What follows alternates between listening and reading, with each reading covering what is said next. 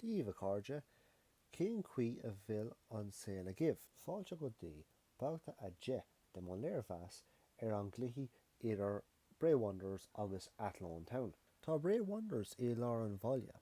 Cén fád nach dagan níos mó duine chuig a cuid cluiche. An uair dearnach 5 Mé dul go dtí an Carlisle Ground an dara lád meitheamh 2023. Dag mé cóisiir na fearin chun do chuig an cluiche. Tá athraithe an ó bhí mé an seo an uair dearnach. Tá zón nua do lucht tá chuíochta an anois, tá an parc anois astroturf agus tá na cró taobh eile den parc anois. Tá brón orm. Bhí mé an seo mí na saona so caite. Mí na saona cuidill mé an seo le ábharta Johnach eile do ócáid car tharnachta de chuid Celtic nóigh Celtic. Babhta a hÉireann dúirt mé mal an óige agus chluiche faoi Bray. Ó sin d'imir Bray iontach. Tus na chéad le bhí Bray cosúil cóna ag tunnach blas na fóla dómh. Cluiche rialaithe ag Bray. An 19 chur fí an léireáil trasna chuig dugan a fór scór lena ceann Bray cúil a bháin. Sa 16 is fiche a dia osach dé. Dia ar a chóchta. Scór all night cúil iontach. Cúil na mí. Bhí Bray dá cúil ach Athlone nád.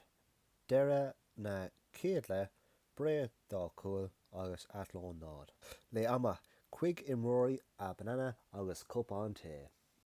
An dara leat, bhí imreoirí ag súnéal ach go tobann rith O'Neill chun Athlone cosantóirí agus scóráil sé. Slán Athlone hÉireann Bray 3 cúil agus Athlone nád.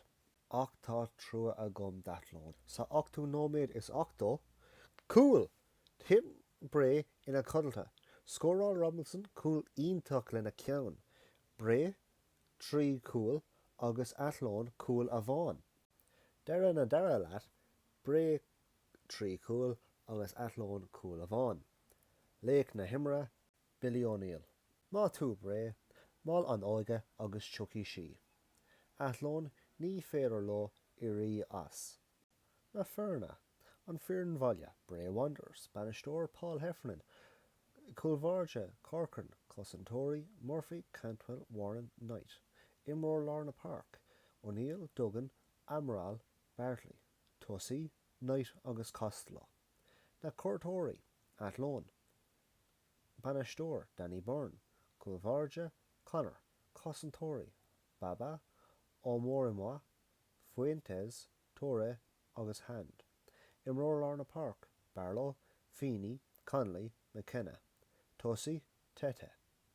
Conradh na hÉireann an bloc ar fad agus nóigh Celtic.